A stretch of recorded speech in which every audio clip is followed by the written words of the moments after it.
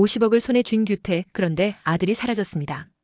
이 한 줄이 모든 사건의 시작이었습니다. 오늘도 좋아요와 구독 감사드립니다. 규태는 경찰의 출두 요구를 무시했습니다. 문 앞에 경찰이 와도 나오지 않았습니다. 방 안에 웅크린 채 휴대폰을 꺼버리고 현금 가방만 붙잡고 있었습니다. 나가면 끝이다.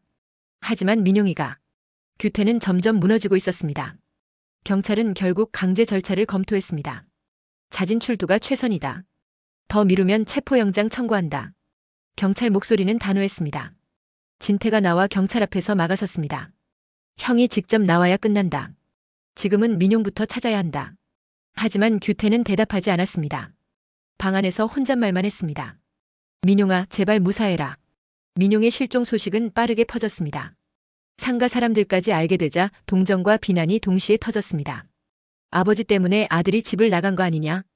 그래도 아이는 무사해야 한다. 사람들의 표정은 불안과 분노가 뒤섞여 있었습니다. 무철도 소식을 들었습니다. 사진을 꺼내 오래 바라봤습니다. 젊은 시절 자신과 대식, 규태가 함께 웃던 사진. 한참 보다가 서랍에 넣었습니다. 그래도 소송은 간다. 배신은 끝까지 따져야 한다. 그는 단호했습니다. 그러나 속은 흔들리고 있었습니다. 김대식의 상황도 다르지 않았습니다. 가난 말기, 가족은 모르는 비밀. 아들 석진만이 약봉지를 보고 사실을 알았습니다. 아버지, 가족에게 말해야 합니다. 그러나 대식은 잘났습니다. 말하지 마라. 지금 알면 다 무너진다. 해숙은 폭발했습니다. 당신 무철 편만 들더니 이제는 가족도 버려? 이혼할 거야. 대식은 담담했습니다. 내 마음대로 해라. 그 말은 집안을 갈라놓았습니다. 상가 대표 회의가 다시 열렸습니다. 주제는 규태의 대출건과 민용 실종 사건. 대표들이 목소리를 높였습니다. 규태 이름으로 된 권리증도 위험하다. 상가 전체가 휘말릴 수 있다. 무철을 향한 시선이 거셌습니다. 당신이 경찰에 신고했잖아. 친구를 넘기고도 마음이 편하냐? 무철은 단호히 말했습니다. 친구라서 더 못 봐준다. 잘못은 책임져야 한다.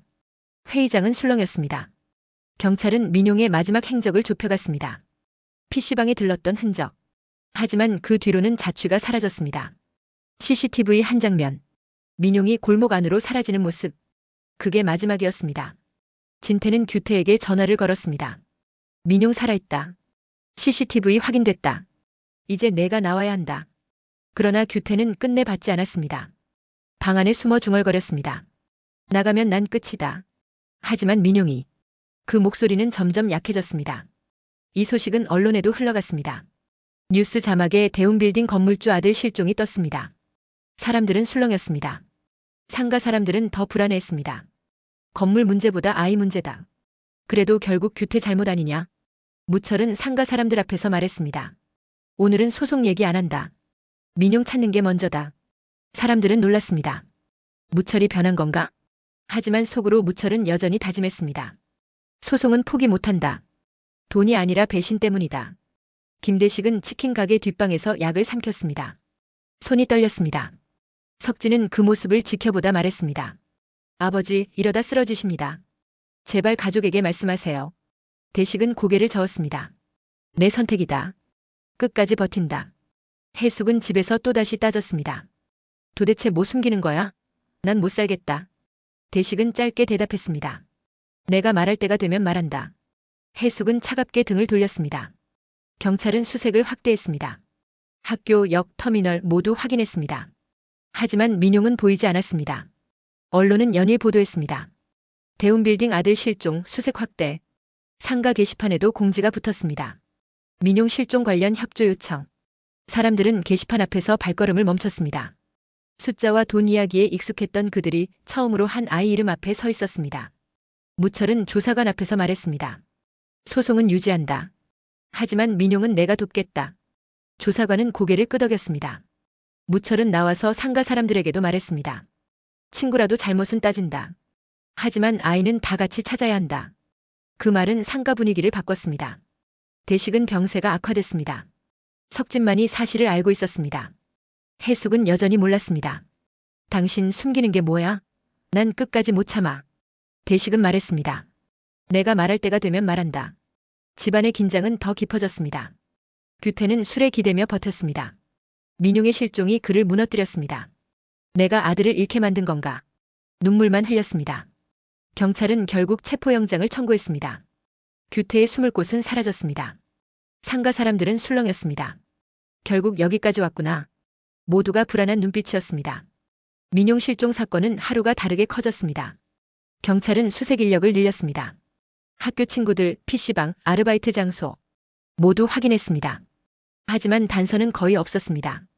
단 하나 CCTV 속 짧은 장면뿐이었습니다. 민용이 골목 안으로 들어가는 모습. 그 뒤로는 공백이었습니다. 진태는 경찰과 함께 하루 종일 뛰었습니다. 조카부터 찾아야 한다. 형은 지금 숨을 때가 아니다. 진태는 규태 집 문 앞에서 소리쳤습니다.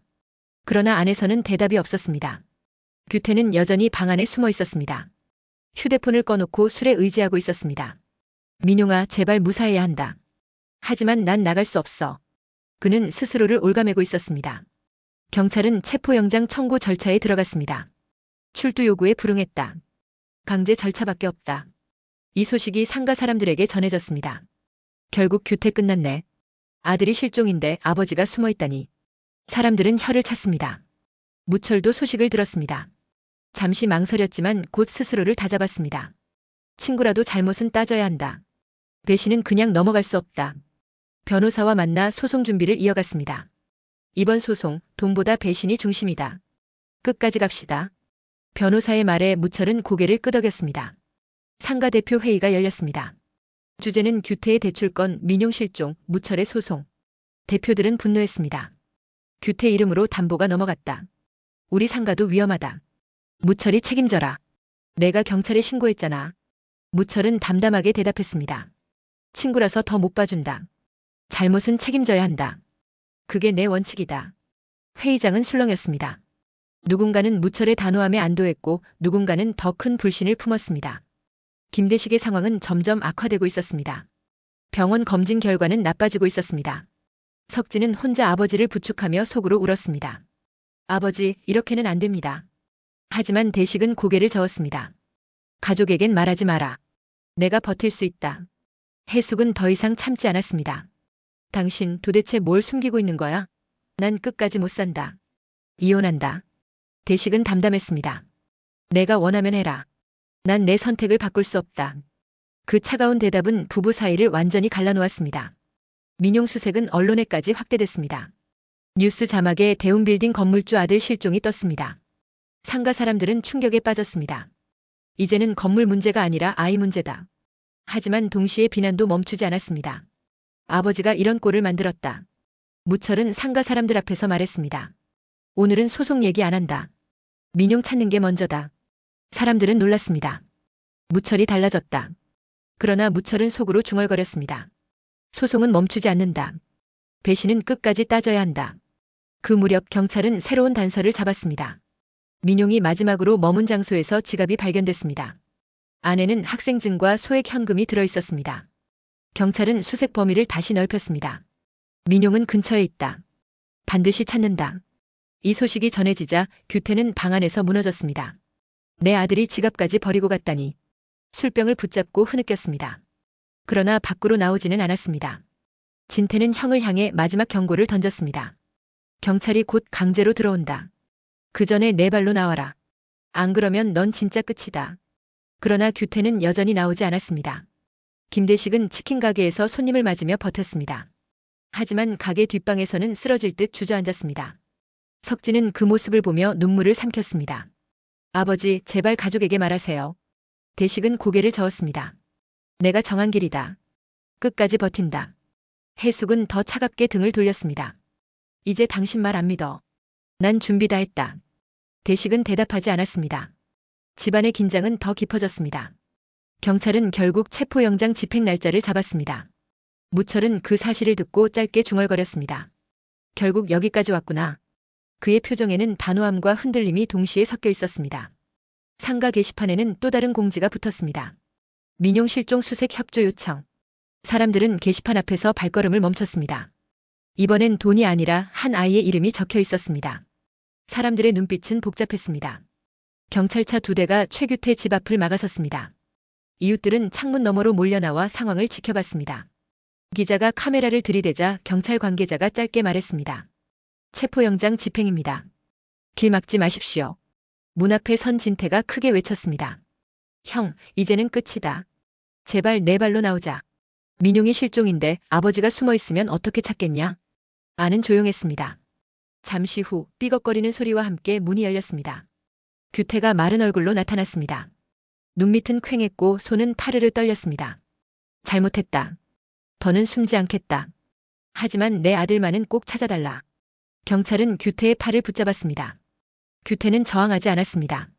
순순히 수갑을 찬 채 경찰차에 올랐습니다. 그 장면을 지켜본 상가 사람들 사이에서 웅성거림이 터져나왔습니다. 결국 잡혔네. 아들이 사라졌는데 저 꼴이라니.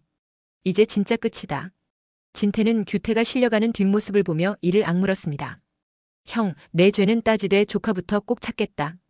그의 시선은 차갑게 굳어 있었습니다. 민용 수색은 갈수록 확대됐습니다.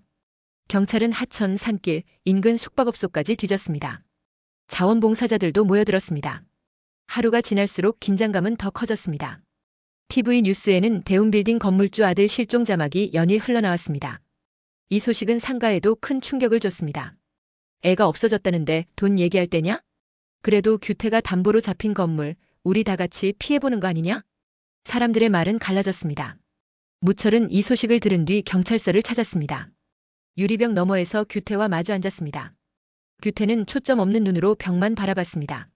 무철이 낮게 말했습니다. 내가 어떤 잘못을 했든 아버지라면 아들을 먼저 찾아야 한다. 나머지는 그 뒤다. 규태는 눈시울을 떨구며 고개를 숙였습니다. 민용이만 돌아오면 난 뭐든 하겠다. 그 말에 무철은 잠시 눈을 감았습니다. 그 시각 치킨 가게. 김대식은 주방에서 쓰러질 듯 허리를 붙잡았습니다. 약봉지를 꺼내 삼키며 겨우 몸을 지탱했습니다. 석진이 그 모습을 보고 다가왔습니다. 아버지, 이렇게는 안 됩니다. 가족한테 말해야 합니다. 대식은 고개를 저었습니다. 내가 알았으면 됐다. 가족들에겐 말하지 마라. 아직 내 자리가 남아있다. 석진은 주먹을 움켜쥐며 고개를 끄덕였습니다.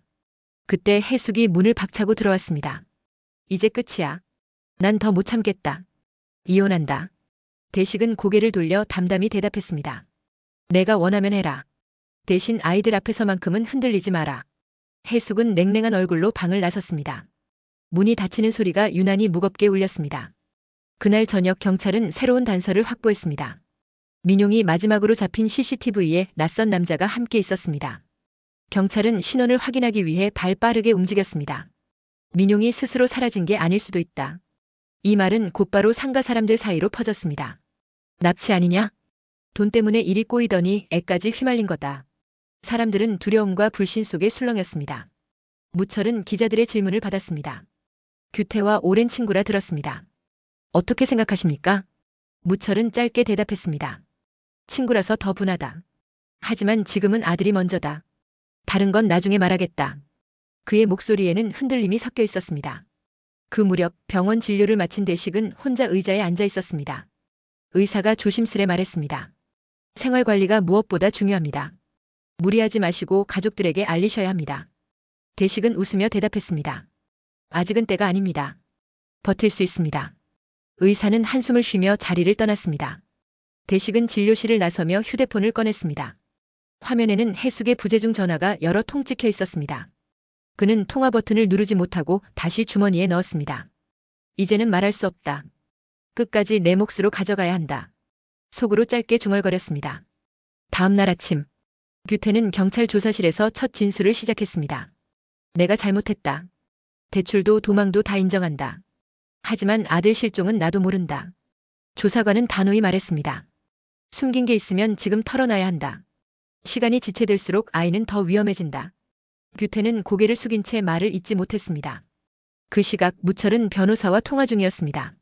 오늘 법원 제출 마감입니다. 이제 결정을 내려야 합니다. 무철은 잠시 침묵하다 대답했습니다. 서류는 준비해라. 하지만 오늘은 법원보다 먼저 움직인다. 변호사가 놀라 되물었습니다. 소송보다 먼저 할 게 뭡니까? 무철은 짧게 답했습니다. 아들을 찾는 거다. 민용부터. 저녁 무렵 석진은 아버지를 부축하며 집으로 돌아왔습니다. 아버지, 더는 숨기지 마세요.